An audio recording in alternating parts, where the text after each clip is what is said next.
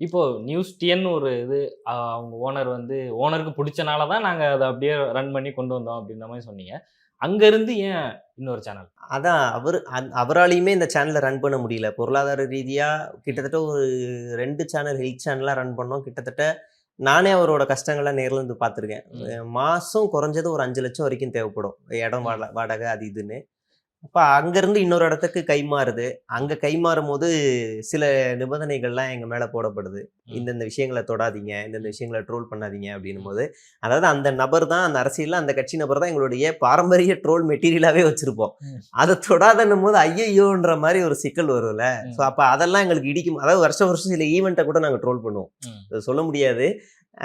அத கூட ட்ரோல் அத தொடாதீங்க அப்படின்னு சில விஷயங்கள் வருது. ஆனா அந்த கட்சி வலதுசாரி கட்சி சாரி அந்த சேனல் வந்து வலதுசாரி சேனல்ல இருக்கு. ம். எங்களோட ஐடியாலஜி ம்.